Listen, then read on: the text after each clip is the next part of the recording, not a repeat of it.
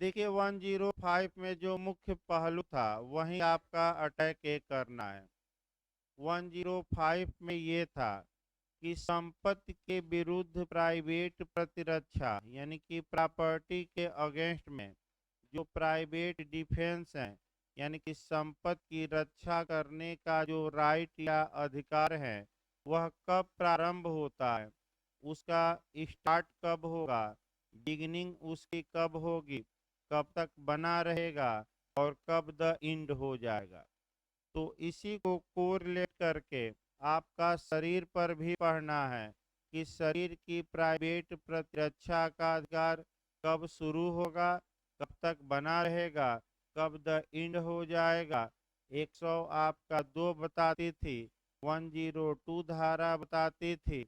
तो जैसे ही शरीर पर हमले की उचित आशंका हो जाए ये अधिकार प्रारंभ हो जाता था, और जब तक आशंका बनी रहे तब तक ये अधिकार बना रहता था। इधर बैठिए भाई, बैठे हैं लोग या एकदम पीछे बैठिए, थोड़ा अंदर बैठने दीजिए उनको पीछे। और जैसे ही शरीर की खतरे की आशंका दूर हो गई वैसे ही आपका प्राइवेट प्रतिरक्षा का अधिकार क्या हो गया, समाप्त। क्योंकि संपत्ति के मामले में आपका अलग अलग नियम है। 105 में क्या नियम है, तो पहला आपका नियम देखना है कि संपत्ति और अपराध अलग अलग हैं। तो पहला नियम ही मुख्य रूप से पढ़ना है और वह हमें पढ़ना है थेफ्ट या चोरी। यानी कि चोरी के मामले में आपका जो संपत्ति की प्राइवेट प्रतिरक्षा का अधिकार है जो मुख्य रूप से यही पढ़ना है। तो आइए आप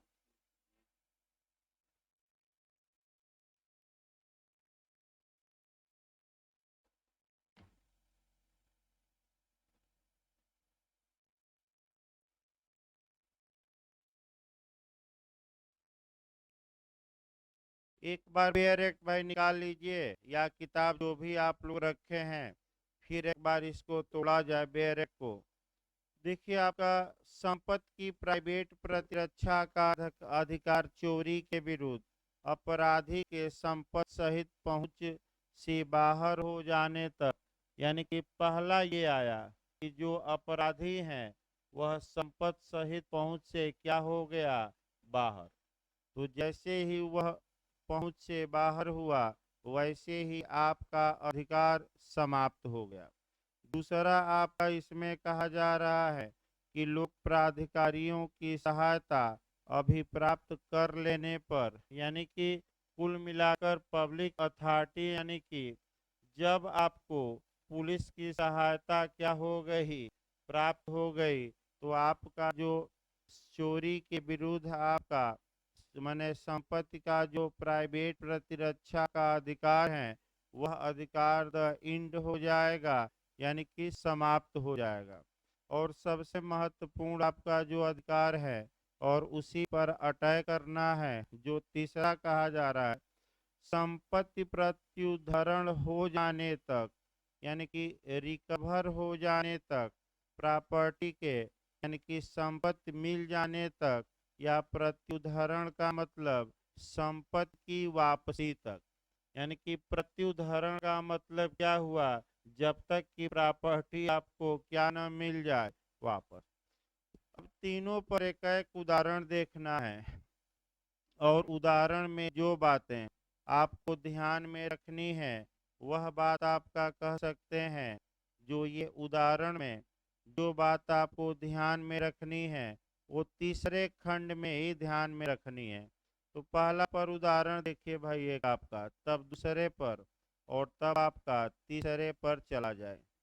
देखिए पहले पर उदाहरण देखिए, जब तक कि अपराधी संपत्ति सहित पहुंच से बाहर न हो जाए तब तक आपका चोरी के विरुद्ध संपत्ति की प्राइवेट डिफेंस का राइट बना हुआ है। तो एक उदाहरण ये देखा जा सकता है कि एक चोर अंगूठी चुराया, मकान मालिक जग गए, मकान मालिक ने पीछा किया, लेकिन चोर अंततोगत्वा अंगूठी लेकर क्या हो गया, अंततोगत्वा पूरी तरह फरार हो गया, यानी कि मालिक की पहुंच से क्या हो गया, बाहर। यानी कि मालिक ने पीछा करना बंद कर दिया, क्योंकि चोर फाइनली कहिए अंगूठी लेकर क्या हुआ, भाग गया। तो कानून ये कहता है कि जब अपराधी आपकी पहुंच से पूरी तरह क्या हो गया, बाहर, तो आपका जो राइट था वो बना हुआ है कि अब समाप्त हो गया है, समाप्त। इसमें जो उदाहरण आपका देखा जाता है, घंटी बजाने वाला उदाहरण देखा जाता है, यानी कि आपका जो घंटी बजाई जाती है उसका उदाहरण एक देखा जाता है, सामाजिक उदाहरण। और आपका पशुओं की अगर चोरी होती है तो ऐसी दशा में पुलिस एक्ट भी याद करना पड़ेगा कि एफआईआर दर्ज करना बाध्यकारी है और विवेचना करना भी बाध्यकारी है। तो एक घंटी वाला उदाहरण पहले समझिए। जो ये आपका धार्मिक धर्म से संबंधित मुद्दे हैं, जो जाति से संबंधित मुद्दे हैं, जो क्षेत्रवाद से संबंधित मुद्दे हैं, ये आपका घंटी है। और जो आपका वास्तविक मुद्दे हैं, यानी कि गाय भैंस बैल वाले मुद्दे हैं, वह शिक्षा हुई, रोजगार हुआ। इधर बैठिए, इधर आके, हाँ इधर आगे बैठिए, हाँ। ये शिक्षा हुई, आपका रोजगार हुआ, आपका बिजली हुई, पानी हुई। तो जब चोर चोरी करने जाते हैं तो करते क्या है ये जानिए।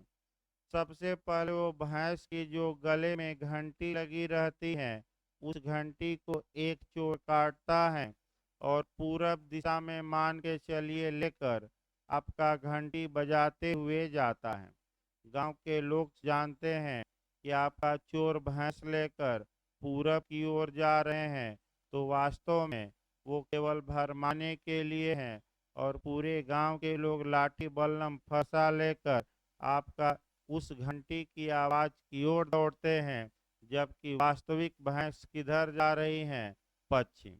और अंत में जब चोर देखता है कि लोग नजदीक आ रहे हैं, तो घंटी फेंक कर क्या हो जाता है, फरार हो जाता है। तो ये जो धर्म है, जाति है, संप्रदाय है, ये क्या है, जैसे बाबा जी का टुल्लू कहा जाता है, तो वही आपका घंटी है। और वास्तविक मुद्दे चुनाव में नदारद हो जाते हैं, तो फिर एक बार बैक होइए। यानी कि अगर अपराधी संपत्ति सहित पहुंच से क्या हो गया, बाहर, तो उस समय आपका राइट बना हुआ है कि अब समाप्त हो गया, समाप्त।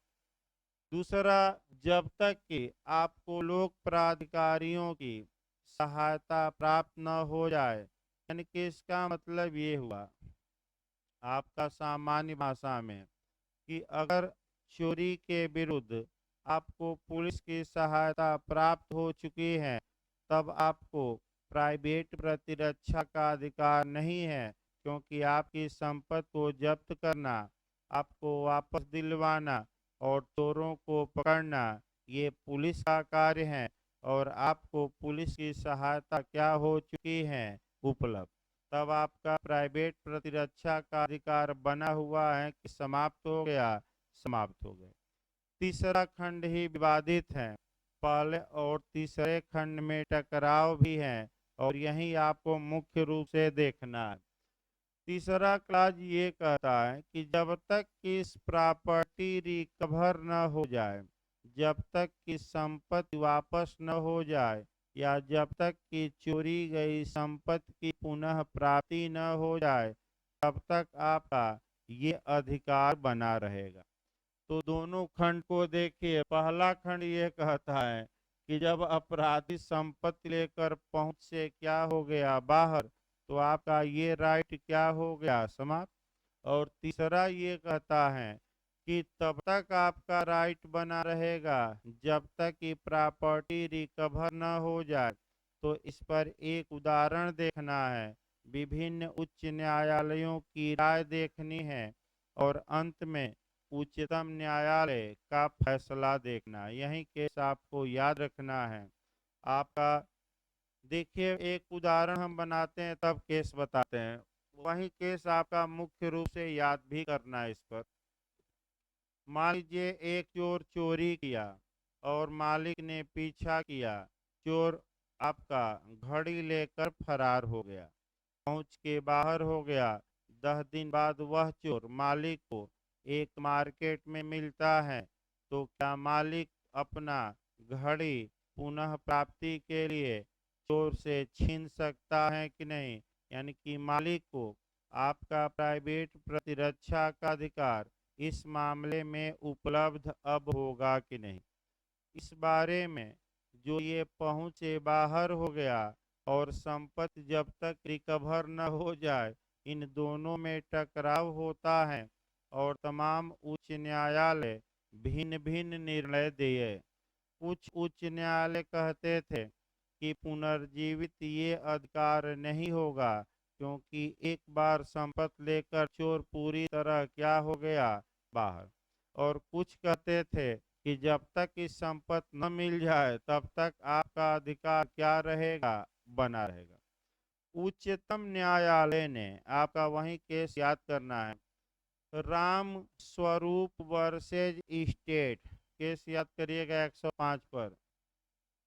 राम स्वरूप वर्सेज स्टेट के मामले में उच्चतम न्यायालय ने इस विवाद का निपटारा किया और ये निर्णय दिया कि जब एक बार चोर चोरी की संपत्ति लेकर पहुंच से बाहर हो जाता है तो आपका प्राइवेट डिफेंस का अधिकार समाप्त हो जाता है और पुनः वह अधिकार पुनर्जीवित नहीं होगा। यानी कि पुनर्जीवित वह अधिकार नहीं होगा। तो सुप्रीम कोर्ट से पूछा गया क्यों नहीं होगा, तो सुप्रीम कोर्ट ने कहा कि अब आपको पुलिस की सहायता प्राप्त करने का क्या मिल चुका है, समय। भाई, आपको लोक प्राधिकारियों की सहायता प्राप्त करने का समय मिला। आपके सामान को खोजने का काम कौन करेगी, पुलिस करेगी। और आपका अधिकार आपका पुनर्जीवित नहीं होगा। केस याद रखिएगा, एक ही केस याद रखिए, हाई कोर्ट में नहीं जाना है। आपका रामस्वरूप वर्सेज स्टेट। तो इस प्रकार 105 भी समाप्त हो गई, इतना ही पढ़िएगा 105 में। अब आइए 106 देखा जाए, लास्ट जो सेक्शन है। 106 से लगातार क्वेश्चन मेंस में भी बन रहा है, प्री में भी बनता है। तो 106 की पहले भूमिका देखिए, उसके बाद धारा 106 बताई जाए। देखिए, प्राइवेट प्रतिरक्षा के अधिकार के बारे में जो सबसे आपका पावरफुल सेक्शन है, या सबसे जो प्रचंड धारा है, सबसे मजबूत धारा है, या सबसे शक्तिशाली जो अधिकार दिया गया है, वह सेक्शन 106 में दिया गया है। याद रखिए, पूछ सकता है कि सबसे प्रचंड अधिकार किस में है, 106 में। भाई, क्यों मैं प्रचंड कर रहा हूँ? क्योंकि 106 के तहत, सेक्शन 106 के तहत कुछ कंडीशनों में किसी इनोसेंस को, इनोसेंस मतलब कि निर्दोष को, निर्दोष मतलब कि जो जिसका कोई दोष न हो, उसको भी आप चोटिल करके या जान से मारकर या उसकी डेथ कारित करके अपने शरीर को बचा सकते हैं, अपनी बॉडी को आप बचा सकते हैं। फिर एक बार इसको देखिए, धारा 106 इसलिए सबसे प्रचंड धारा है, प्राइवेट प्रतिरक्षा की, शक्तिशाली या पावरफुल है, कि इस धारा में ये परमिशन दी गई है कि कुछ कंडीशनों में आप किसी इनोसेंस को, निर्दोष को भी मारकर अपने को क्या कर सकते हैं, बचा सकते हैं। तो एक उदाहरण देखिए, तब आपका बैरक की भाषा देखी जाए और उसमें दो तीन जो टेक्निकल बातें हैं वह बताई जाएगी। मान लीजिए ये एक व्यक्ति है और इसको भीड़ ने घेर लिया है, और भीड़ जो है एक को जान से मारने के लिए आपका आगे बढ़ रही हैं, लाठी डंडा बल्लम लेते हुए। एक और एक को लगता है कि ये भीड़ हमें अब क्या करेगी, जान से मार देगी। जो भीड़ के आगे आगे चल रहे हैं वह छोटे छोटे बच्चे हैं, यानी कि 5 साल का कोई बच्चा है, कोई 7 साल का बच्चा है, कोई 6 साल का बच्चा है। ये भीड़ के क्या है, आगे आगे। तो आप लोग जानते भी हैं कि बच्चे भी आगे इसलिए रहते, कौतूहल रहता है कि इस भीड़ में क्या हो रहा है, चलो हम क्या करें देखें। ये अपने को ऐसी कंडीशन में पाता है कि अगर वह सेल्फ डिफेंस में आपका बंदूक चलाए तो हो सकता है कि बच्चों को गोली लग जाए, क्योंकि आगे आगे कौन है, भीड़ के बच्चे, और पीछे कौन है, हमलावर। तो क्या ये अपनी प्राइवेट प्रतिरक्षा करे कि न करे, करे और गोली चलाए। और अगर यह गोली किसको लग जाए, बच्चों को, यानी कि निर्दोष व्यक्तियों को, और ये बच्चे एक दो मर भी जाएं तो ए ने कोई अपराध नहीं किया, तो किसको मारकर ए ने अपने को बचा लिया, निर्दोष को, क्योंकि आपका बच्चों का कोई दोष नहीं था। यानी कि यही उदाहरण आप स्पष्ट रूप से याद रखेंगे, और यही उदाहरण बेयर एक्ट में मिलेगा भी। लेकिन पहले बेयर एक्ट की बात देखिए। घातक हम 106 देखिए बेयर, घातक हमले के विरुद्ध प्राइवेट प्रतिरक्षा का अधिकार, जबकि निर्दोष व्यक्ति को अपहानि होने की जोखिम है, यानी कि खतरा है कि किसको नुकसान पहुंच जाएगा, किसी इनोसेंस को, यानी कि किसी निर्दोष को। अब बेरक देखिए कैक सब, जिस हमले से मृत्यु की आशंका युक्त रूप से कारित होती है, तो पहला क्वेश्चन तो यही निकला कि सेक्शन 106, इधर बैठिए आकर, उधर जगह नहीं, इधर बैठिए, हाँ इधर आगे बैठिए, हाँ वहीं बैठिए। देखिए आपका पहला, देखिए आपका 106 का पहला शब्द भी काफी महत्वपूर्ण है। जिस हमले से मृत्यु की आशंका उचित रूप से कारित होती है, यानी कि पहला नियम ये निकला कि सेक्शन 106 हर एक अपराध के मामले में लागू नहीं होगा। दूसरा नियम यह निकला कि 106 का प्रयोग प्राइवेट प्रतिरक्षा के रूप में आप तभी कर सकते हैं जब आप पर खतरा मौजूद हो, और खतरा किसका हो, तो खतरा मृत्यु का हो, कि घोर उपहत्या का, कि अपहरण का, कि अपहरण का, तो खतरा किसका हो, मृत्यु का। अगर मृत्यु से कम की आशंका है तो सेक्शन 106 अप्लाई नहीं होगा। पहला पॉइंट सतर्क रहना है। खतरा किसका है, स्पष्ट बेयर लिखता है कि जिस हमले से मृत्यु की आशंका उचित रूप से, रीजनेबल रूप से कारित होती है, उसके विरुद्ध प्राइवेट प्रतिरक्षा के अधिकार का प्रयोग करने में यदि प्रतिरक्षक, यानी कि जो यूज कर रहा है अपने अधिकार का, ऐसी कंडीशन में हो कि निर्दोष व्यक्ति की अपहान की जोखिम के बिना वह उस अधिकार का प्रयोग अच्छे ढंग से कर ही नहीं सकता, तो ऐसी दशा में आपका कानून कहता है कि वह निर्दोष को भी अपहानिकारित करके अपने को क्या करे, बचा ले। और सबसे जो आपका अपने को बचा ले, जो एलेस्टेशन दिया गया है, पहले ही बता दिया गया है, कहियो तो फिर से एक बार बताया जाए। जो हमने उदाहरण बताया, जो एलेस्टेशन बताया, वही एलेस्टेशन बेयर एक्ट में भी दिया गया है। फिर एक बार हम बता देते हैं। क पर एक भीड़ द्वारा आक्रमण किया जाता है, तो ए एक व्यक्ति है और भीड़ द्वारा इस पर अटैक किया जाता है, तो ए को ये उचित आशंका होनी चाहिए कि लग रहा है कि ये भीड़, इस भीड़ के हमले के कारण हमारी क्या हो जाएगी, मृत्यु। अगर मृत्यु से कम की आशंका है तो सेक्शन 104 अप्लाई नहीं होगा। ये पहला पॉइंट पकड़ रही है। अगला सब देखिए इसमें, जो उसकी हत्या करने का प्रयास करती है, को उस भीड़ पर गोली चलाए बिना अपने प्राइवेट प्रतिरक्षा के अधिकार का सही ढंग से या अच्छे ढंग से प्रयोग कर ही नहीं सकता, और भीड़ के आगे छोटे छोटे कौन हैं, बचे हैं। अब ये देखता है कि अगर मैं गोली चलाऊंगा तो हो सकता है कि बच्चे ही क्या हो जाए, मर जाए। तो क्या एक को अपनी प्राइवेट प्रतिरक्षा का हक होगा कि नहीं? तो आपका जवाब रहेगा होगा। वह भीड़ पर गोली चलाए और दो चार बच्चे अगर मर भी गए तो धारा 106 बताती है कि ऐसे व्यक्ति ने कोई अपराध नहीं किया। तो आप लोग फिर लास्ट में बताइए, क्यों ये धारा सबसे प्रचंड धारा, सबसे शक्तिशाली धारा मैं बता रहा हूँ? क्योंकि अब तक जितनी धाराएं थी वहाँ किसकी मृत्यु कारित करते थे? हमलावर की। और यहाँ किसकी मृत्यु कारित करके भी अपने को बचा सकते हैं? इनोसेंस की, निर्दोष की। इसलिए सबसे क्या है, पावरफुल धारा है। एक धारा बची है, उसको भी भाई समाप्त किया जाए। आपका 99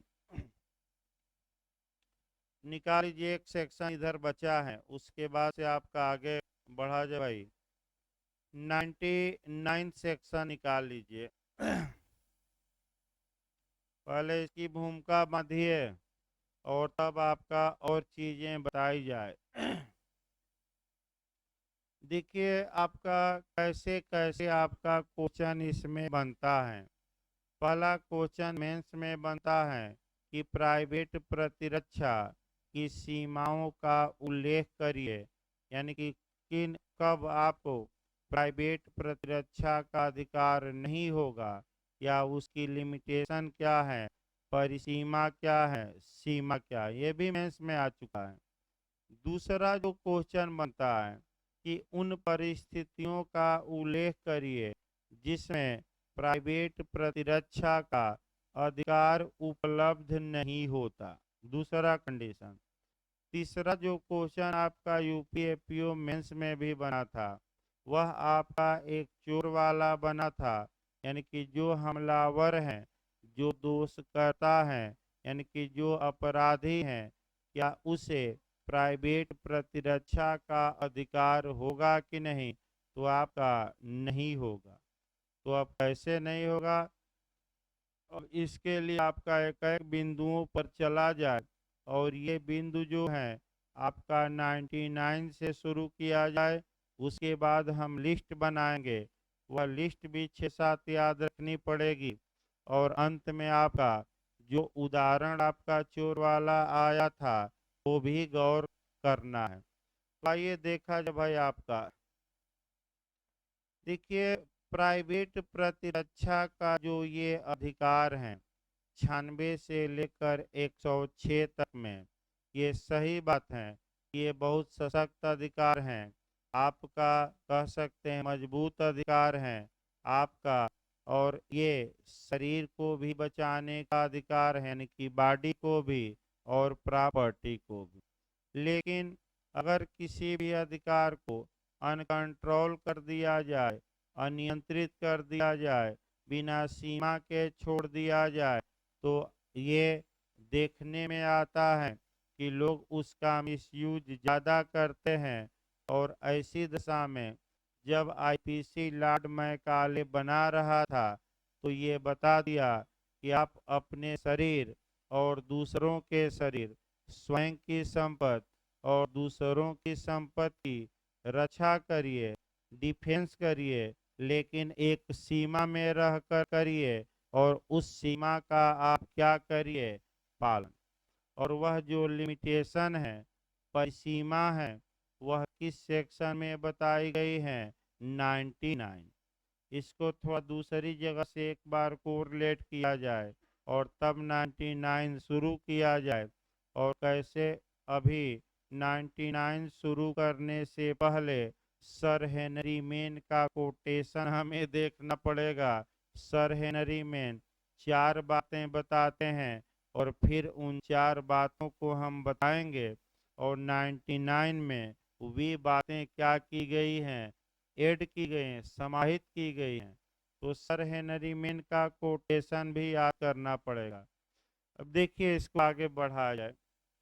देखिए आपका पहले हम एक को रिलेट करके पढ़ाते हैं, जहाँ कि हम ये दिखाएंगे कि राइट तो दिया गया लेकिन उस पर कोई कंट्रोल नहीं लगाया गया। तो इसके लिए आपका दो उदाहरण हम बता रहे हैं, एक अमेरिका का और दूसरा आपका स्वीडन का उदाहरण बता रहे हैं।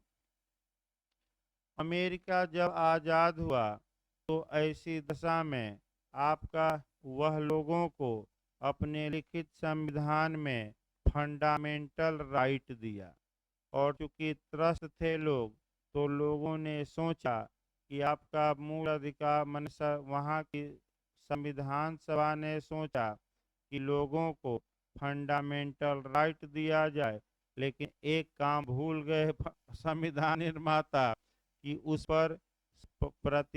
पर आपका कह सकते हैं कि सीमा लगाना, लिमिटेशन लगाना। तो लोग अपने मूल अधिकार का प्रयोग करते थे, यानी कि ये एक व्यक्ति हैं, दूसरे के खिलाफ उल जलूल बोला, गाली भी देता था, और जब मामला आगे बढ़ता था तो कहता था कि हमें बोलने की क्या है, आज़ादी है, हम चाहें जो बोल सकते हैं, यानी कि स्पीच एंड एक्सप्रेशन की क्या है, फ्रीडम है। और अमेरिका की सरकार कुछ नहीं कर पाती थी, तो मामला वहाँ के फेडरल कोर्ट में गया, संघीय न्यायालय में गया, और संघीय न्यायालय से सरकार ने मांग किया कि हजूर ऐसी दशा में तो अव्यवस्था हो जाएगी, अतः कुछ ऐसा करिए कि हम आपका मूल अधिकारों पर उचित या रिनेबल क्या लगा सकें, प्रतिबंध। तो वहाँ के सुप्रीम कोर्ट ने the state of police power, यानी कि पुलिस की राज्य शक्ति का सिद्धांत प्रतिपादित किया, और सरकार को ये अधिकार दिया कि आप मूल अधिकारों पर लिमिटेशन, परिसीमा, प्रतिबंध लगा सकते हैं, लेकिन वे जो प्रतिबंध होंगे रीजनेबल होने चाहिए, यानी कि उचित होने चाहिए। भारत के संविधान निर्माताओं ने सबक लिया, और जब बोलने की आज़ादी बनाई आर्टिकल 19(1)(a) में, तो आपका प्रतिबंध भी लगा दिया अनुच्छेद 19 के क्लाज 2 में। तो इंटरव्यू में पूछा जाता है कितने आधारों पर बोलने से रोका जा सकता है, 8 आधार इंटरव्यू के लिए रट कर जाइएगा। कितने आधार हैं? 8। अब अगला क्वेश्चन इसमें बनता है कि मूल संविधान में कितने आधार थे, बाद में कितने जोड़े गए, ये सब रट्टा मारना पड़ेगा। इसका मतलब ये हुआ कि हमारे यहाँ भी आज़ादी है, लेकिन वो आज़ादी एब्सोल्यूट नहीं है, क्योंकि इतना प्रतिबंध है, तब ये हाल है देश का। अगर अनकंट्रोल आज़ादी दी जाए तो आप सोचिए कि क्या भारत में होगा। तो इसी प्रकार स्वीडन में भी है, वहाँ भी बोलने की आज़ादी और लिखने की आज़ादी पर प्रतिबंध नहीं है।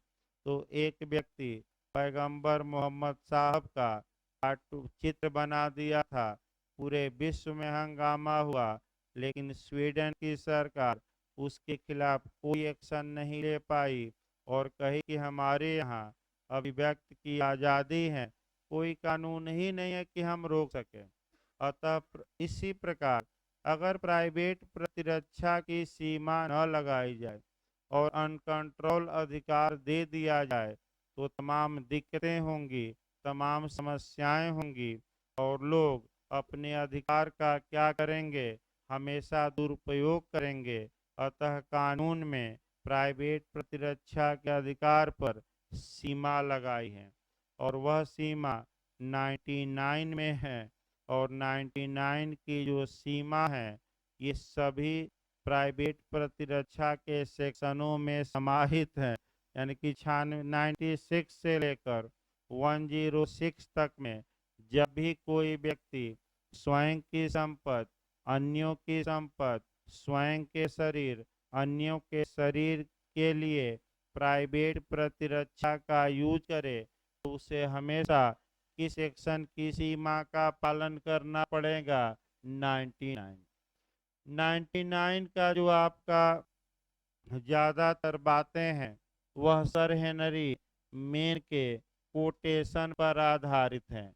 तो सर हेनरी मेन 4 बातें प्राइवेट प्रतिरक्षा के बारे में बताते हैं। अब आ जाइए, बैक हुई। सर हेनरी मेन 4 बातें प्राइवेट प्रतिरक्षा के अधिकार के बारे में बताते हैं। पहली बात ये बताते हैं कि राज्य का ये कर्तव्य है कि वह लोगों की जान और माल की सुरक्षा करे। यानी कि पहली बात ये बताते हैं कि किसका कर्तव्य है कि वह लोगों के शरीर और संपत्ति की रक्षा करे। राज्य का, राज्य सक्षम भी है, करता भी है, और इसमें कोई शक नहीं है। अब समस्या ये है कि राज्य करता भी है। अब तीसरी बात ये आई कि जहाँ राज्य माने दूसरी बात, जहाँ राज्य की सहायता उपलब्ध हो सकती है वहाँ राज्य की सहायता प्राप्त करनी चाहिए।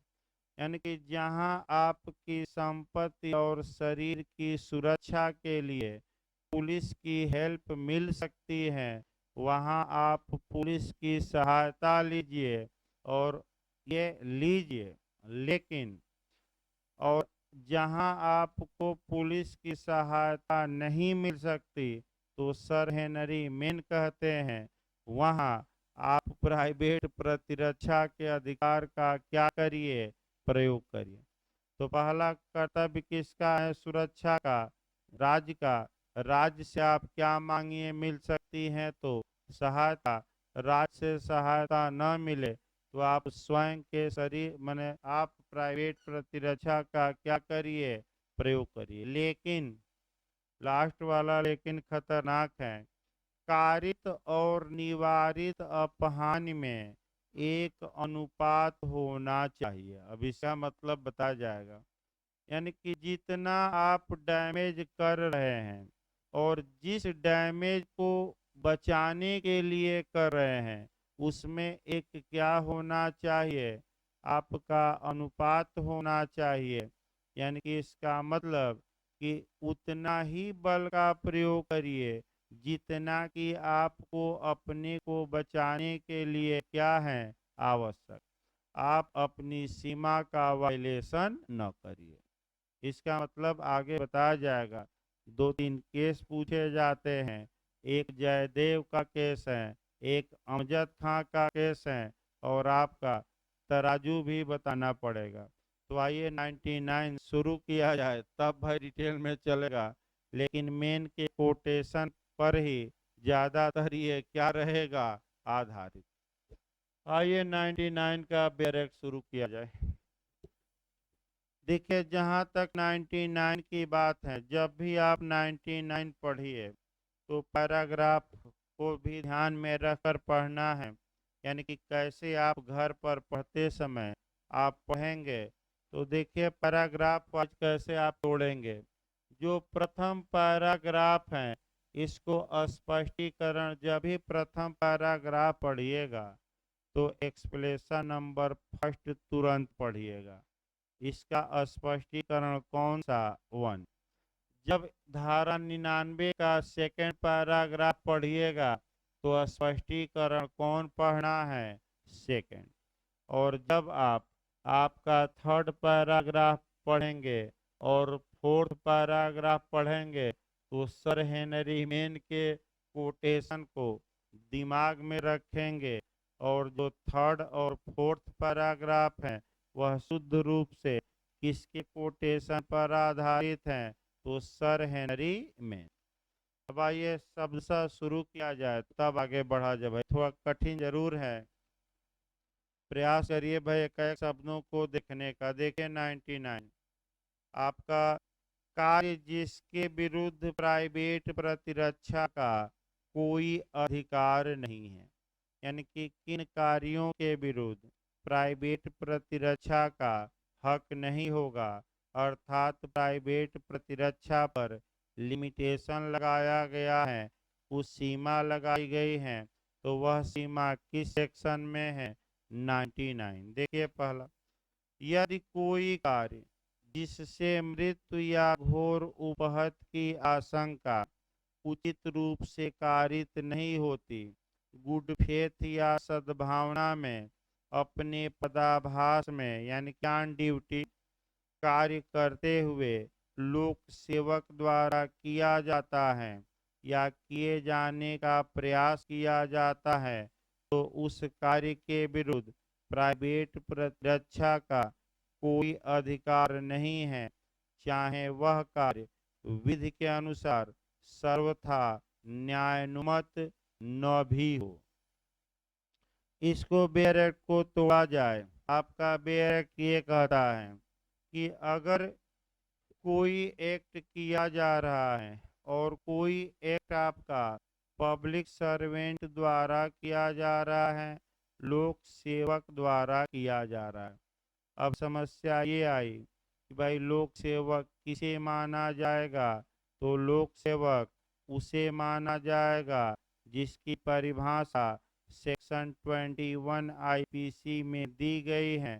यानी कि अगर कोई एक्ट किया जा रहा हो, पब्लिक सर्वेंट द्वारा किया जा रहा हो और आपका ऑन ड्यूटी किया जा रहा हो, यानी कि अपने पदीय कर्तव्य के निर्वहन में, यानी कि आप ड्यूटी नहीं, कब किया जा रहा हो? On duty. ऐसा कार्य पब्लिक सर्वेंट सद्भावना या गुड फेथ या बोनाफाइड में कर रहा हो, वह कार्य करने का हकदार हो, यानी कि कानूनन उस कार्य को करने का उसे क्या है?